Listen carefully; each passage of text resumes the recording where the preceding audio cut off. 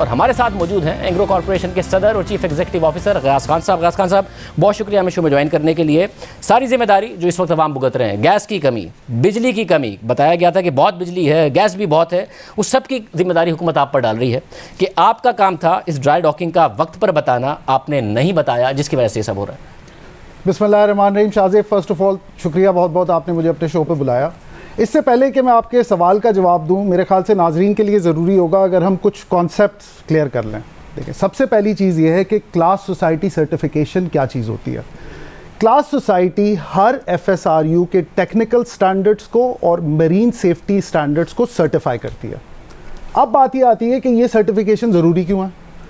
तो शाहजेब, ये सोचें कि अगर कोई जहाज़ हो, हवाई जहाज़, और उसकी एयर वर्दीनेस का सर्टिफिकेट ना हो, तो क्या उसको ये एयरलाइन उसको फ्लाई करेगी? दूसरी बात, अगर मुझे और आपको इस्लामाबाद जाना हो और हमारे सामने एक हवाई जहाज़ हो जिसकी एयर वर्दीनेस का सर्टिफिकेट ना हो, तो क्या हम उसमें जाएंगे? बिल्कुल इसी तरह एक FSRU अगर उसकी सर्टिफिकेशन एक्सपायर हो जाती है तो ना उसका ऑपरेटर उसको ऑपरेट करेगा और ना कोई LNG कैरियर आके उसमें ऑफलोड करेगा। और मरीन सेफ्टी स्टैंडर्ड्स एक FSRU के लिए बहुत हाई होते हैं। ये कोई कंटेनर टर्मिनल नहीं है, ये कोई ग्रेन टर्मिनल नहीं है, ये आप समझे पाकिस्तान की सबसे बड़ी गैस फील्ड है। तो इसमें किसी किस्म का कोई कॉम्प्रोमाइज़ नहीं होता। तो ये आप समझ लें कि सर्टिफिकेशन बहुत ज़रूरी होती है। अब बात आती है कि हुकूमत इसको डिनाई नहीं कर रही है कि बहुत ज़रूरी है। हुकूमत कह रही है ज़रूरी है, इसलिए तो आपको करने दे रहे हैं। हाल इतने ज़्यादा क्राइसिस में हुकूमत ये कह रही है कि आप वक्त पर बताते हैं। जून की शदीद गर्मियों में जब इकोनॉमी, उनका कहना है कि बेहतर हो रही थी, उन्हें तो साजिश लग रही है अपने खिलाफ कि साजिश की गई है, मैं वक्त पे नहीं बताया। बिल्कुल, हुकूमत ये कह रही है कि जी जून 30 2021 की डेडलाइन आपने हमें 1 जुलाई 2020 को क्यों नहीं बताया। ये बात है ना। चले थोड़ा पीछे जाते हैं। अक्टूबर 2019 के अंदर हमने SSGC को बताया कि ड्राई डॉक मार्च 2020 में होगा। एनुअल डिलीवरी प्लान का वो हिस्सा बन जाता है, जिसकी बात हो रही है कि आपने पहले बताना होता है। असल में उसका इंक्लूजन होना होता है एनुअल डिलीवरी प्लान के अंदर। मार्च 2020 आता है, कोविड आ जाता है। क्लास सोसाइटी हमें बोलती है कि जी ड्राई डॉक यार्ड्स बंद हैं, पर्सनल की अवेलेबिलिटी नहीं है। अब ये ड्राई डॉक होगा सितंबर में। हम ये SSGC को कम्युनिकेट करते हैं, SSGC अपना एनुअल डिलीवरी प्लान अपडेट करता है। अब हम पहुंचते हैं शाहजेब, जस्ट फॉर आर्गुमेंट से 1 जुलाई 2020 को। अगर हम कोविड के दौरान वैक्सीन का नामो निशान नहीं, ड्राई डॉक 2020 सितंबर में एक्सपेक्ट कर रहे हैं, तो हम 1 जुलाई 2020 में हुकूमत को जून 30 का लेटर कैसे लिखेंगे?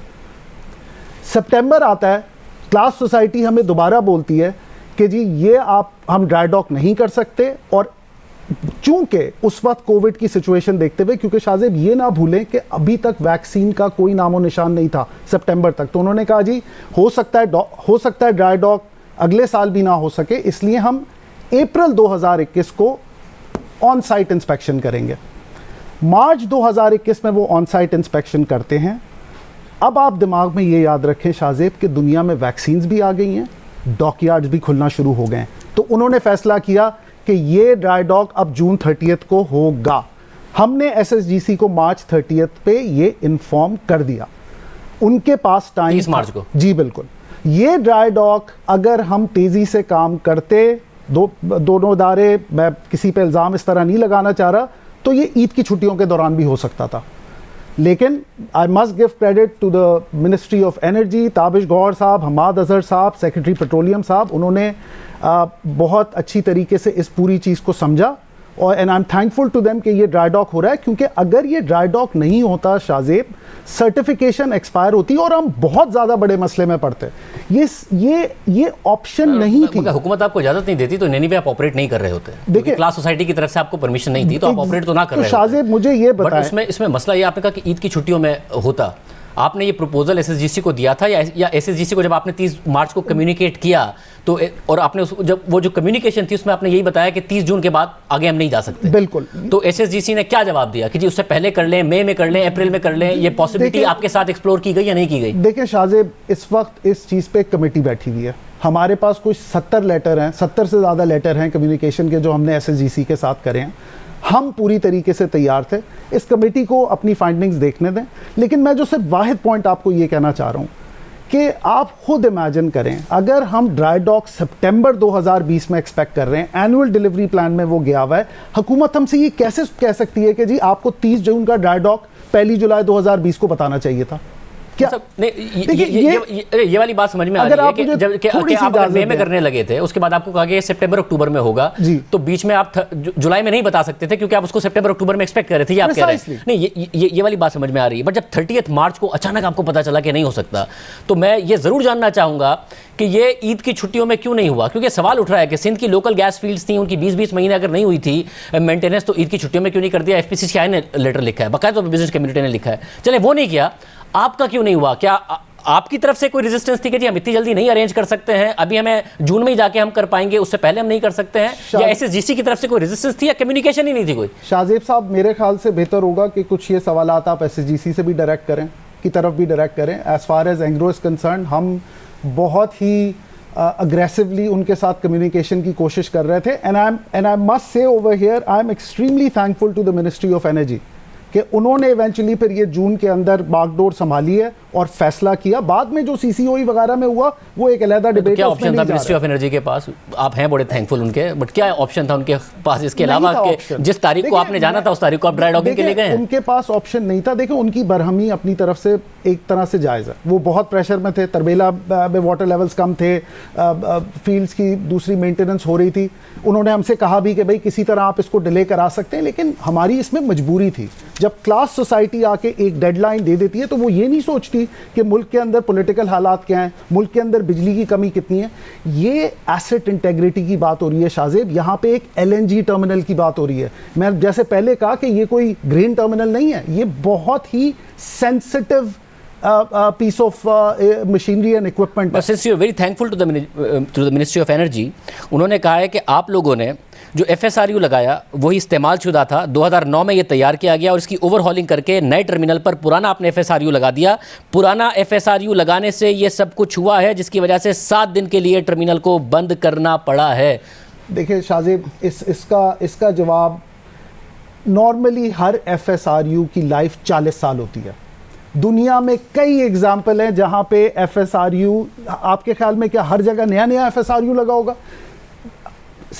यूज्ड FSRUs जाते हैं। आप ये ना भूलें कि जो भी FSRU सेलेक्ट किया जाता है किसी लोकेशन के लिए, और हमारे केस में SSGC क्योंकि हमारा कस्टमर है, ये पर्टिकुलर FSRU उन्होंने अप्रूव किया है, उन्होंने टेस्ट किया है, और हर तरीके से ये जो FSRU इसने पास किया है, कॉन्ट्रैक्ट के अंदर बड़ा क्लियरली लिखा हुआ है कि इस 2 दफा ये ड्राई डॉक के लिए जाएगा। तो किसी किस्म की इसके अंदर हमने मिसकम्युनिकेशन नहीं की। अगर ये नया होता तो भी 2 दफा ड्राई डॉक के लिए जाता। शाहजेब, मुझे एक बात बताएं, PCL का जो दूसरे टर्मिनल का FSRU है वो नया है? वो बिल्कुल नया है। उसकी कैपेसिटी यूटिलाइजेशन कितनी है? 70%। हमारे FSRU की कैपेसिटी यूटिलाइजेशन कितनी है? 98%। वो तो ज़ाहिर आपके, क्योंकि कतर के जो 6 कार्गोज आते हैं उसकी वजह से आपकी 100% उस पर स्पॉट कार्गोज भी आते हैं। मैं उस वाले पर आ रहा हूँ, वो एक अलग नुकता है। मगर मैं जानना चाह रहा हूँ, नया होता तो भी ज़्यादा, क्योंकि मिनिस्ट्री ने कहा है क्योंकि ये पुराना है मरम्मत वाला, इसलिए हमें जाना पड़ा, ओवरऑल हुआ है। तो क्या अगर नया होता तब भी 15 साल में 2 दफा के लिए जाना पड़ता है? कोई भी ऐसी चीज़ इसमें नहीं कही गई है जो कि कॉन्ट्रैक्चुअली अग्रीड ना हो SSGC के साथ।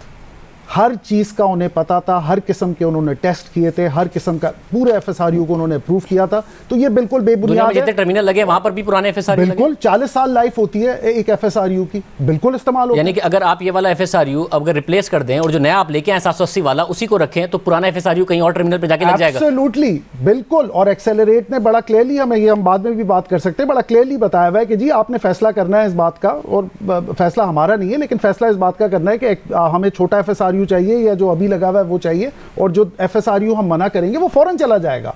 नहीं, आप ये फैसला कर सकते हैं कि जो आपका पुराना FSRU चला गया, हम नहीं कर सकते। ये फैसला अब गवर्नमेंट ने करना है। यानी कि पाकिस्तान या कंपनी के लेवल पर आप और हुकूमत, क्योंकि आपकी कस्टमर है, वो ये फैसला कर सकते हैं कि आपका जो पुराना FSRU था जो कम कैपेसिटी का था, 630 तकरीबन कैपेसिटी आपकी कॉन्ट्रैक्टेड थी, उसकी जगह ये जो नया आया है जिसकी 780 MMCFD कैपेसिटी है, क्योंकि मुल्क में गैस का बहुत बहरान है और सर्दियाँ आ रही हैं, तो आप इसको रख सकते हैं बजाय इसके कि वो पुराना वाला वापस आए। रखना चाहे तो रख सकते हैं। देखिए, ये एक चीज़ सबसे पहले आप समझ लें शाहजेब इसके अंदर कि ये फैसला कि पुराना FSRU वापस आएगा या नया FSRU रहेगा, ये प्राइमरीली गवर्नमेंट का है। SSGC हमसे कह रहा है कि हम एक अंडरटेकिंग दें कि जी आप पुराना FSRU वापस ले आएंगे। उनको डर है कि कहीं हम ये ना रख लें। हम क्योंकि उनको लगता है कि आप ये सारा ब्लैकमेलिंग हो रही है क्योंकि आप अगर मुझे मौका दे दें। देखें, ये फैसला हुकूमत का है कि पुराना FSRU वापस आएगा या नया FSRU रहेगा। इसकी अंडरटेकिंग हम SSGC को दे देंगे क्योंकि हम ये फैसला नहीं करना चाह रहे। उन्होंने आपसे ऑफिशियली मांगी है अंडरटेकिंग? ये जो डिस्कशंस हो रहे हैं उसके अंदर उन्होंने कहा है, क्योंकि मेरे लेवल पर कंफ्यूजन और आवाम भी कंफ्यूज होगी कि एक ऐसा मुल्क जिसमें गैस की कमी है जी, उसमें अगर 780 MMCFD का FSRU आ रहा है, यानी कि ज़्यादा आप LNG लेके आ सकते हैं, तो उसको लिए गारंटी क्यों मांग रहा है आपसे SSGC कि भाई आप पुराना वाला वापस लेके आएंगे? इसमें मसला क्या है? क्या उन्हें आप पे शक है या कोई और मसला? क्योंकि थर्ड पार्टी एक्सेस के लिए तो ये कहते रहे कि जी हमें चाहिए और हमें ज़्यादा कैपेसिटी चाहिए, हमें तो और टर्मिनल लगाने की जरूरत है। शाहजेब एक चीज़, या आप पैसे ज़्यादा मांग रहे हैं? नहीं, एक मिनट, अभी तक कमर्शियल नेगोशिएशन इसकी शुरू भी नहीं हुई है। एक चीज़ हम प्रिंसिपल पहले तय कर लें, फिर मैं आपके सवाल का जवाब दूंगा। इस प्रिंसिपल पे मैं और आप अब एग्री कर लें कि ये फैसला गवर्नमेंट का है। आप एग्रीड हैं इस बात पे या नहीं? जाहिर है, क्योंकि गवर्नमेंट ने आपसे कैपेसिटी कॉन्ट्रैक्ट करनी है ना। 630 की है, अगर 630 से ऊपर 780 पे जाना है, प्राइवेट सेक्टर लेगा, गवर्नमेंट लेगी, जो भी होगा गवर्नमेंट से आपका मुआवजा तय होगा, उन्हीं की पाइपलाइन आपने तो ये मैं और आप एग्री करते हैं कि ये फैसला गवर्नमेंट का है, ठीक है जी। ये अकेले हम तो नहीं फोर्स कर सकते ना, हम एक कंपनी है, निजी कंपनी है, वो जाके गवर्नमेंट को कैसे फोर्स करे। अगर आप एंग्रो की पोजीशन पूछना चाह रहे हैं तो हमारे ख्याल से बड़े FSRU को पाकिस्तान में रुकना चाहिए। क्यों रुकना चाहिए? हम पिछले 2 साल से गवर्नमेंट के साथ लगे हुए हैं कि third party access rules finalize हों और हम बड़ा जहाज लेके आए, क्योंकि हम ऑब्वियसली मुल्क के अंदर LNG की शॉर्टेज है। और आप मुझे ये बताएं कि अगले विंटर्स के लिए और मोस्ट लाइकली अगले साल के विंटर्स के लिए क्या सोल्यूशन है हमारे पास? पहले 2 टर्मिनल्स को एक्सपैंड करना Shahzeb is the obvious move for the government. अच्छी बात यह है कि मिनिस्ट्री भी अब यही सोच रही है।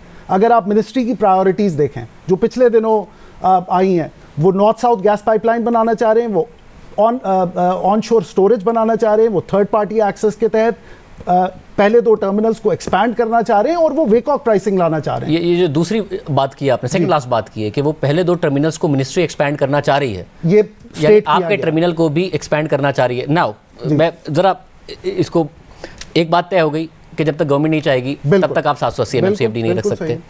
दूसरी बात यह तय हो गई है कि जी इस मुल्क में डिमांड बहुत ज़्यादा है। तीसरी बात यह तय हो गई है कि उन्होंने आपसे गारंटी ली है कि भाई आप पुराने वाला जो कम कैपेसिटी वाला है वो लेके आएंगे। तो मुझे ये नहीं समझ में आ रहा, उनका फियर ये है कि आप बहुत महंगे पड़ेंगे, क्योंकि ऑलरेडी जो आपके साथ कॉन्ट्रैक्टेड कैपेसिटी है, जो इल्ज़ाम लगता है कि $2,28,000 पर डे देना पड़ता है, टेक और पे पर ये ले लिया गया है, इसकी वजह से वो नहीं चाहते आपके साथ डील करना। शाहजेब एक तो बात ये है कि अगर थर्ड पार्टी एक्सेस होगा तो हुकूमत के ऊपर तो कोई भी बर्डन नहीं आएगा ना, क्योंकि वो तो थर्ड पार्टी नहीं कि वो प्राइवेट है, तो हुकूमत पे तो कोई बर्डन नहीं आया। दूसरी बात ये कि कमर्शियल नेगोशिएशन शुरू तो हो। CCOE के फैसले के बाद एक कमेटी बनाई गई थी पिछले साल जिसने कमर्शियली इस डील को देखना था कि ये थर्ड पार्टी एक्सेस कैसे होगा। अगर वो हमारे साथ टेबल पे आके बैठे ही नहीं तो आप ये कैसे अज्यूम कर सकते हैं कि हम महंगे होंगे? हम तो इंतजार में बैठे हैं। यानी अब फ़ायदा पाकिस्तान का भी है, कंपनी भी चाह रही है, और आप कह रहे हैं कि हुकूमत को पैसे भी नहीं देने पड़ रहे क्योंकि थर्ड पार्टी एक्सेस का मतलब प्राइवेट सेक्टर होगा। हुकूमत तो चौथी बात SSGC के इसके अंदर अर्निंग्स होंगी, क्योंकि जब हम उनका नेटवर्क यूज़ करेंगे तो उसके पैसे देंगे। ठीक, फिर चौथी बात आती है, क्या नैब का केस जो है इस टर्मिनल के हवाले से वो रुकावट है जिसकी वजह से नहीं हो पा रहा है ये? देखिए शाहजेब, ये ज़्यादा बेहतर है कि आप हुकूमती एहलकारों से ये सवाल पूछें, लेकिन आप मुझे एक बात बताएं, 2019 में ECC ने अप्रूव किए TPA रूल्स, 2020 के अंदर ECC अप्रूव करती है, CCOE अप्रूव करती है, कैबिनेट अप्रूव करती है। आपके ख्याल में क्या ये समरी लॉ डिवीजन नहीं गई होगी? आप ये सवाल उनसे पूछें। यानी कि ये सारा काम, अगर नैब का केस रुकावट होता तो ये सारे काम ना होते, जो इतनी सारी कैबिनेट और ये सारी की सारी समरीज अप्रूव होती गई हैं। और ये सवाल मेरे ऊपर नहीं बनता, लेकिन मैं आपको बता रहा हूं कि अगर कैबिनेट का फैसला हो रहा है पहले टर्मिनल के ऊपर जिसकी इन्वेस्टिगेशन का पूरे पाकिस्तान को पता है, तो क्या वो लॉ डिवीजन से नहीं पूछेंगे? मैं फिर आपसे जो सवाल बनता है मैं वो पूछ लेता हूँ कि अगर मसला नहीं है तो, क्योंकि केस आपके ऊपर भी है, तो आपको कोई खौफ नहीं है? आप कह रहे हैं कि जी हुकूमत हमें कहेगी हम 780 रखने को तैयार हैं, हमें कोई नैब के केस का और कोई मसला नहीं है? नहीं, हुकूमत अगर हमसे कहेगी कि जी आप 780 का शिप रखें और हम थर्ड पार्टी एक्सेस रूल्स पे काम कर रहे हैं, 100 बिस्मिल्लाह, हम तो 2 साल से ये कह रहे हैं, हम क्यों नहीं कहेंगे ये बात? शाहजेब, मुल्क के लिए क्या बेहतर है? और आप जो बात पैसों की करना चाह रहे हैं मैं वो भी क्लियर कर देता हूं। मुझे आप एक बात बताएं, हम एक कमर्शियल ऑर्गेनाइजेशन है, अगर हम वैल्यूज के साथ काम करते हैं, टैक्सेस अपने पूरे देते हैं, तो हम अपने टर्मिनल को क्यों ना ग्रो करें? अब मैं आपसे एक पैसे कमाना जुर्म नहीं है, जुर्म नहीं है। पैसे कमाना जुर्म नहीं है, मुझे बट इस मुल्क में जिस तरह पॉलिटिसाइज हुए हैं इश्यूज, मैं उसकी वजह से कह रहा हूं कि आपका जो $2,28,000 पर डे है वो इस मुल्क की पॉलिटिकल नैरेटिव का हिस्सा बना है कि चलिए एक काम करते हैं, इतने सारे पैसे दिए जा रहे हैं। अच्छा अब एक काम करते हैं, अब इस $2,28,000 के अंदर जरा इस पे 2-4 बातें कर लेते हैं। देखिए शाहजेब, $2,28,000 को ना कभी अकेले नहीं देखना चाहिए कि भाई $2,28,000 शाहजेब और गयास रोजाना के पैसे बना रहे हैं, इसका मतलब बिल्कुल कुछ और है। लेकिन हम यहाँ एक क्रिटिकल एनर्जी इंफ्रास्ट्रक्चर की बात कर रहे हैं। आपके 1320 मेगावाट के जो पावर प्लांट्स हैं, आपके ख्याल में उनकी कैपेसिटी पेमेंट दिन की कितनी है? $8 लाख। अब वो भी टेक ऑफ पे है जी। आपके जो फर्नेस ऑयल के पावर प्लांट्स हैं उनकी तकरीबन जो बड़े पावर प्लांट्स हैं उनकी कैपेसिटी पेमेंट कितनी है? तकरीबन कोई $6 लाख। देखें, कैपेसिटी पेमेंट एनर्जी इंफ्रास्ट्रक्चर की इन्हीं नंबर्स के आसपास होती है। सबसे पहली बात तो ये। दूसरी बात ये जो कि ज़्यादा ज़रूरी है कि कैपेसिटी यूटिलाइजेशन कितनी है, कि ये जो कैपेसिटी पेमेंट हो रही है ये इस्तेमाल कितनी हो रही है। एंग्रो के केस में ये 98% है। फर्नेस ऑयल प्लांट्स के केसेस में पता है ये कितनी है शाहजेब? 0 से 5% या 10%। दूसरे एलएनजी टर्मिनल की कैपेसिटी यूटिलाइजेशन कितनी है? 70%। इंपोर्टेड कोल पे जो पावर प्लांट चल रहे हैं उनकी कैपेसिटी यूटिलाइजेशन कितनी है? 80%। $2,28,000 तो दिए जा रहे हैं, लेकिन कैपेसिटी यूटिलाइजेशन 98% है। Shahzeb, last point, $2,28,000 is the top line. मुझे याद है 2 साल पहले आपने एक प्रोग्राम किया था जिसके अंदर आपने बहुत ही अच्छा एनालिसिस किया था, हमारे एनुअल अकाउंट देखे थे और सब कुछ किया था। ये $2,28,000 प्रॉफिट नहीं है दिन का। इसके बाद इसके ऊपर बहुत सारे एक्सपेंसेस हैं। FSRU की जो डेली पेमेंट वो है, इसके ऊपर जो हम रिटर्न बना रहे हैं is very similar to what people are making the return on IPPs, और इसके ऊपर रिस्क फैक्टर ज्यादा है। IPPs की तो पाकिस्तान बैक सॉवरेन गारंटी होती है, ऐसे ये जो हमारा LNG टर्मिनल है ये सॉवरेन गारंटी बैक नहीं है। केस है, तो जब केस का फैसला होगा तो अब हमको पता चल जाएगा कि मामला सारा का सारा क्या है। क्या कोई वजारत रुकावट है फिर इसमें? पाकिस्तान का हर लिहाज से फ़ायदा है, आप भी चाहते हैं, आपके मिनिस्ट्री भी चाहती है, बड़ा टर्मिनल है, सर्दियां आ रही हैं, गर्मियों में क्राइसिस है, सर्दियों में पता नहीं क्या हाल होगा। पिछली सर्दियां हमने मुश्किल भुगती हैं, कोई क्या वजारत रुकावट है इस बात की? देखिए शाहजेब, अरशद महमूद साहब, ताबिश गौहर साहब, हमाद अजहर साहब को मेरे ख्याल से 6 महीने भी नहीं हुए हैं अपनी जगह संभाले हुए। इनके अलावा कोई वजारत रुकावट है क्या? और इन्होंने, देखिए शाहजेब, हमने कॉर्पोरेट लाइफ में एक ये चीज़ सीखी है कि जो फाइनेंस का काम है ना वो फाइनेंस से पूछा जाता है, HR से नहीं पूछा जाता। हमारा जो ताल्लुक है वो पेट्रोलियम मिनिस्ट्री से है। हमारा ताल्लुक secretary petroleum, SAPM petroleum and power and minister of energy. ये भी सीखा है कि हुकूमत को नाराज नहीं किया जाता कॉर्पोरेट लाइफ में। हम कहाँ नाराज? इसलिए अगर किसी उस वजारत का नाम नहीं लिया जाता जिस वजारत की वजह से मसला हो रहा हो। नहीं, ये मैं बिल्कुल नहीं बोलूँगा। और हमारा जो देखें, हमारा ऑब्जेक्टिव बड़ा क्लियर कट है। हम गवर्नमेंट के साथ काम करना चाह रहे हैं। हम ये समझते हैं कि परफेक्ट अलाइनमेंट है जो हम करना चाह रहे हैं एज अ कंपनी और जो हुकूमत करना चाह रही है, because at the end of the day इसमें फ़ायदा पाकिस्तानियों का होगा। आखिर में ये क्राइसिस कब दूर हो जाएगा? आपका ड्राई डॉकिंग का प्रोसेस इंशाल्लाह ताला 5 तारीख तक ये फुल लोड पे आ जाएगा। इंशाल्लाह 5 तारीख तक फुल लोड पर आएगा और उससे पहले आहिस्ता आहिस्ता रैंप अप होगा। इंशाल्लाह ताला 5 तारीख तक ही पूरा हो जाएगा। बहुत शुक्रिया।